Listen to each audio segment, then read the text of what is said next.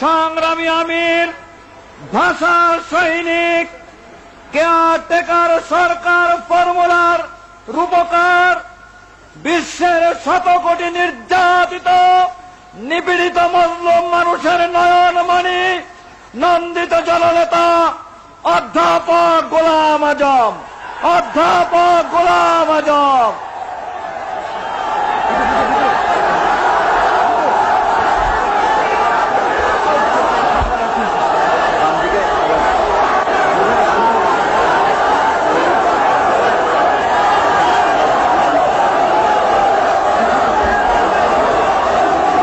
আলহামদুলিল্লাহ রাব্বিল আলামিন, আলহামদুলিল্লাহ রাব্বিল আলামিন, ওয়াসসালাতু ওয়াসসালামু আলা সাইয়্যিদিল মুরসালিন ওয়া আলা আলিহি ওয়া আসহাবিহি আজমাইন। এই শুকরিয়া দিবস উপলক্ষে আয়োজিত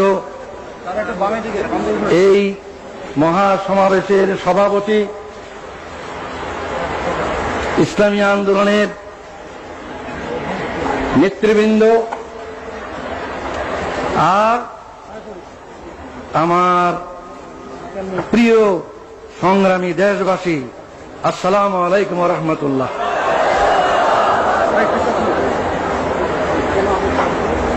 এই বাংলাদেশ আমার দেশ, এই দেশেই আমার জন্ম, এই দেশের রাজধানী ঢাকাই আমার জন্ম।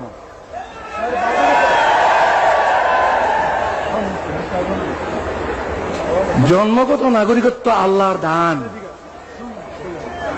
কে কোথায় জন্ম নেবে এটা ফয়সালা তিনি করেন। এই জন্মসূত্রে নাগরিকত্ব কেড়ে নেওয়ার কোনো অধিকার নেই। তবু কেড়ে নেওয়া হয়েছিল। আজ আমার কোনো দুঃখ নাই, আমার কোনো দুঃখ নাই। আল্লাহ তাআলা সম্মানের সঙ্গে আমার দেশের সর্বোচ্চ আদালতের মাধ্যমে আমার নাগরিকত্ব ফিরিয়ে দিয়েছেন, আলহামদুলিল্লাহ। নাগরিকত্ব হচ্ছে সকল অধিকারের ভিত্তি।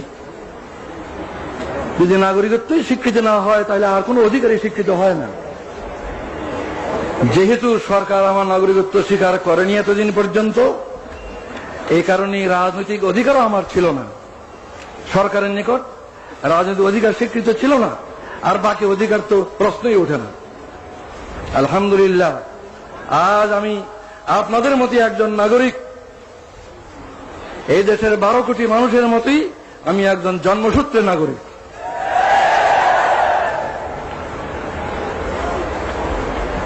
আজ 23 বছর পর আমার প্রিয় দেশবাসীর সামনে হাজির হওয়ার আমার সৌভাগ্য হল।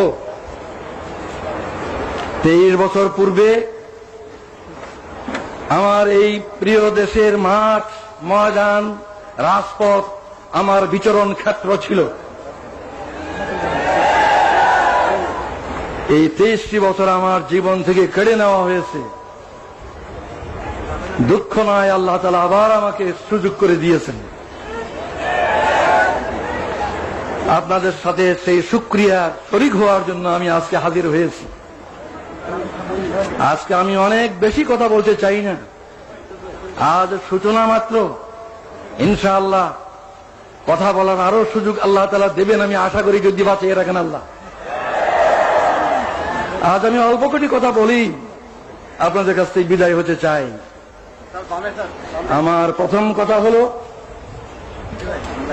23 বছর পর, বিগত 23 বছরের দিকে আমি দৃষ্টি দিয়ে শ্রদ্ধার সঙ্গে স্মরণ করছি আমার এই দেশের অনেক বড় বড় নেতাকে, যারা দুনিয়া থেকে চলে গিয়েছেন। তাদের মধ্যে দুজন নেতা এমন,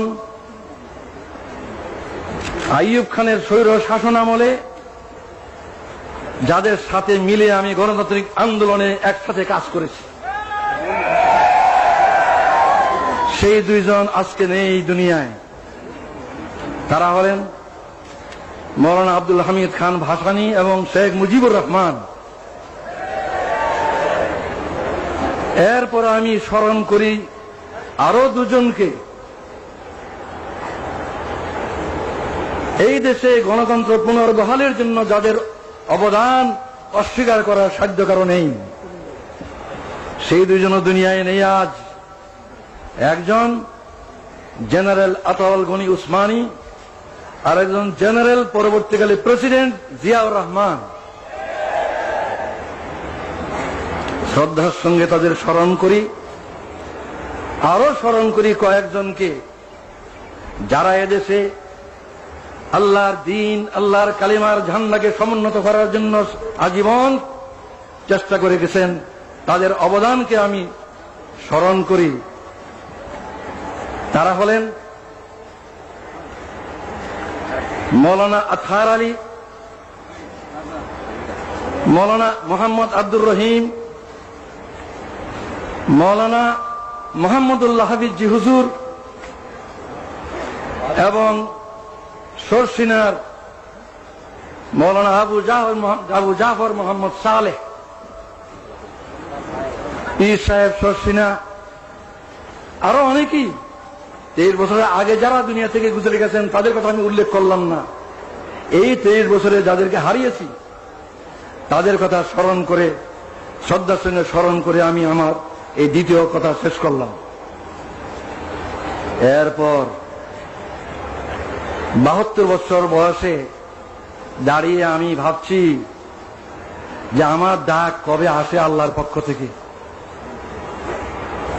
তিনি কতদিন দুনিয়াতে আমাকে কাজ করার সুযোগ দিলেন তিনি জানেন। আমার কোনো ব্যক্তিগত উচ্চাকাঙ্ক্ষা নাই। আমি নিজে দেশের বড় কিছু হব, দেশের কোনো কর্তা হব, এই ধরনের কোনো কামনা আমার নাই। কিন্তু একটি কামনাই আমাকে অস্থির করে যে দুনিয়া থেকে যখন বিদায় নেব তখন আমার এই দেশবাসীর 12 কোটি মানুষকে কি অবস্থায় আমি রেখে যাব। তাদেরকে সুখী নিরাপত্তাবোধ নিয়ে বেঁচে থাকার মতো অবস্থায় রেখে যেতে পারবো কিনা, এটা আমার সবচেয়ে বড় চিন্তা। ক্ষুধা তৃষ্ণা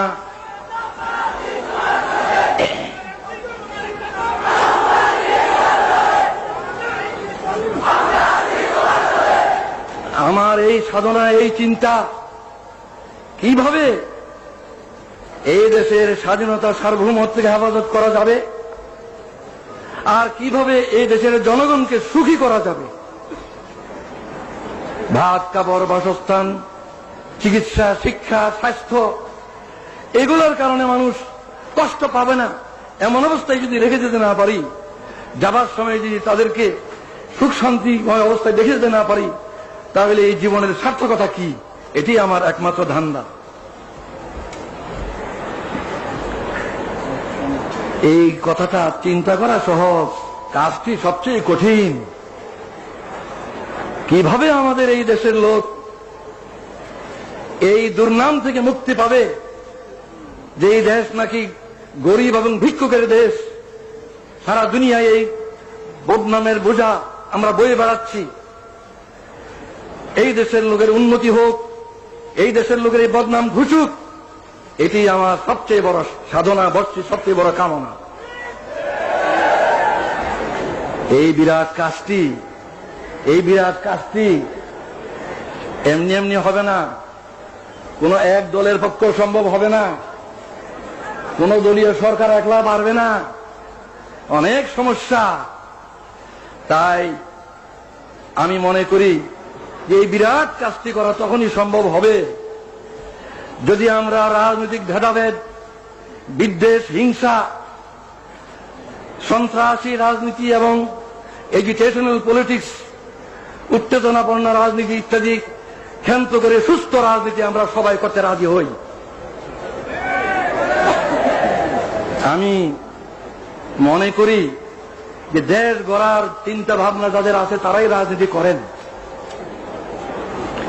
আর রাজনীতির ময়দানে যারা নেতৃত্ব দিচ্ছেন তাদের চেষ্টা সাধনের উপরে এই জনগণের ঐক্য নির্ভর করে। জনগণের মধ্যে বিভেদ সৃষ্টি করে কোন নেতৃত্ব সফল হবে না। জনগণের মধ্যে ঐক্য সৃষ্টি করেই সত্যিকার ভাবে দেশের কল্যাণ করা সম্ভব। এই ঐক্যের জন্য আসুন আমরা সকলে চেষ্টা করি। অতীতে বহু উত্থান পতন হয়েছে, রাজনীতির অঙ্গনে বহুত উত্থান পতন হয়েছে। আসুন আমরা ওইসব অতীতের দুঃখের কথাগুলি ভুলে যাই। আমরা যারা রাজনীতি ময়দানে আছি, আসুন একসাথে বসি, ভাব বিনিময় করি। দেশের সমস্যা অজানা নয়, সবারই কাছে আমাদের জানা। আসল কথা সমাধানের পথ কি, কিভাবে সমাধান করব, এই সমাধানের জন্য আসুন একসাথে বসি, একসাথে চিন্তা করি, মতের বিনিময় করি। আমরা ঐক্যবদ্ধভাবে চেষ্টা করা ছাড়া এই বিরাট কাজ কিছুটি সম্ভব নয় বলে আমি বিশ্বাস করি। আমি দেশবাসীর সকলের কাছে এই কামনা করি যে আপনারাও দোয়া করেন। আমি এই চেষ্টাই করতে চাই, প্রতিটি রাজনৈতিক নেতার দুয়ারে দুয়ারে আমি যেতে চাই, প্রতি নেতার কাছে আমি ধর্ম দিতে চাই। আসুন আমরা দেশকে গড়ি একসাথে মিলে। এই ঐক্য ছাড়া এই দলীয় কর্তৃত্ব, নেতৃত্ব, এগুলি নিয়ে আমরা ঝগড়া করতে পারবো, কিন্তু দেশ গড়তে পারবো না। এগুলি নিয়ে আমরা মারামারি কাটাকাটি করতে পারবো, কিন্তু জনগণকে সুখ শান্তি দিতে পারবো না। আমি আর বেশি কথা বলতে চাই না। এখানে একটা গুরুত্বপূর্ণ কথা আমি বলতে চাই, সেটা হচ্ছে রাজনীতির ময়দানে যারা কাজ করেন, বিভিন্ন দলের মধ্যে মতের পার্থক্য থাকা খুবই স্বাভাবিক, এবং এই পার্থক্যের কারণে রাজনৈতিক সিদ্ধান্ত ভিন্ন ভিন্ন হয়। বিভিন্ন দলের বিভিন্ন রকম রাজনৈতিক সিদ্ধান্ত হয়, এবং এক দলের সিদ্ধান্ত আরেক দলের নিকট গ্রহণযোগ্য হয় না। এটা হয়েই থাকে, এটা স্বাভাবিক। এই কারণে আমাদের মধ্যে যে দূরত্ব পারস্পরিক, এই দূরত্ব দূর করতে হবে। আর দূর করার পথ এটাই যে অতীতকে ভুলে যাওয়া। আমার বিরুদ্ধে যারা ব্যাপক অপপ্রচার করেছেন বহু বছর থেকে, আমি তাদের অপপ্রচারকে কিছুই মনে করি না। তাদের বিরুদ্ধে আমার কোনো বিদ্বেষ নাই, আমি তাদের বিরুদ্ধে কোনো অভিযোগ করব না। তাদেরকে আমি অনুরোধ করব, আসুন আমরা একসাথে মিলে দেশ গড়ার চেষ্টা করি। আমারও যদি কোনো ভুল হয়ে থাকে, ইচ্ছাকৃতভাবে দেশের এবং জনগণের ক্ষতির কোনো চেষ্টা আল্লাহর রহমত আমি কোনোদিন করিনি। যা ভালো বুঝেছি দেশের জন্য, জনগণের কল্যাণের জন্য করেছি। এরপরেও মানুষের ভুল হয়, ভুল হতে পারে। কেউ আমার কোনো কাজকে ভুল মনে করতে পারেন, সাধারণত তাদেরকে আমি দোষী বলবো না। নবী ছাড়া কে দোষী নয়, দোষ কম বেশি সবারই আছে। তাই যারা আমার কোনো কাজকে ভুল মনে করেছেন, আমার কোনো কাজে অসন্তুষ্ট হয়েছেন, আমার কোনো কাজে ব্যথিত হয়েছেন, দুঃখ পেয়েছেন, আমি তাদের সবার কাছে জানাচ্ছি, আপনাদের এই বেদনার সঙ্গে আমি শরীক, আমিও দুঃখিত। আমি আল্লাহর কাছে দোয়া করি যাতে আমি বাকি জীবন যা কিছু করি কারো মনে দুঃখ না দিই, কারো মনে দুঃখ না আসে এমন ভাবে যেন আমি কাজ করতে পারি। আপনারাও এই দোয়া করুন। সর্বশেষে যে ঐক্যের কথা আমি আজ বলছি, এই ঐক্যের তো ভিত্তি চাই। ঐক্যের কথা সকলেই বলেন, অনেকেই বলেন, কিন্তু ঐক্যের মধ্যে ভিত্তি প্রয়োজন। বিনা ভিত্তিতে ঐক্য কিছুতে পেরে দাঁড়াবে। আমার দৃষ্টিতে ঐক্যের ভিত্তি দুটো, একটা রাজনৈতিক ঐক্য আর একটা আদর্শিক ঐক্য। রাজনৈতিক ঐক্য, আদর্শিক ঐক্য, এই দুটো ঐক্যের ভিত্তিতে আমরা এই দেশের 12 কোটি মানুষকে ঐক্যবদ্ধ করতে পারি। রাজনৈতিক ঐক্য মানে হচ্ছে এই বাংলাদেশের যে সীমানা, এই সীমানার ভিতরে যে বাংলাদেশ, এই বাংলাদেশের স্বাধীনতা সার্বভৌমত্বকে হেফাজত করতে হবে। অত্যন্ত বেদনার সঙ্গে লক্ষ্য করছি, বিদেশ থেকে এসে কিছু লোক আমাদের দেশে এই কথা বলার সাহস পায় যে 47-এর সীমানা উঠাই দিতে হবে। 47 সীমানা উঠে দিলে বাংলাদেশ কোথায় থাকবে? 47 ভারত ভাগ করে যে সীমানা ঠিক করা হয়েছিল, সেই সীমানায় কি বাংলাদেশের সীমানা নয়? 71 কি সেই সীমানার ভিতরেই স্বাধীন বাংলাদেশ কায়েম হয়নি? এই সীমানার হেফাজত করা হলো রাজনৈতিক ঐক্যের পয়লা ভিত্তি, রাজনৈতিক ঐক্যের ভিত্তি এটাই। যারা এই সীমানা তুলে দিতে চায় তারা এদেশের স্বাধীনতার রক্ষক হতে পারে না। যারা এই সীমানা তুলে দিতে চায় তারা এদেশের স্বাধীনতার সার্বভৌমত্বে বিশ্বাস করে না। আমি বিশ্বাস করি দেশের দায়িত্বশীল সকল রাজনৈতিক দল এই বিষয়ে একমত যে বাংলাদেশের এই সীমানার ভিতরে যে সীমানা 47 হয়েছিল এবং 71 যে সীমানাকে নিয়ে স্বাধীন সার্বভৌম বাংলাদেশ প্রতিষ্ঠিত হয়েছে, এই সীমানার হেফাজত করা আমাদের সকলের পবিত্র দায়িত্ব এবং এটা আমাদের রাজনৈতিক ঐক্যের ভিত্তি। কিন্তু রাজনৈতিক ঐক্য কি যথেষ্ট?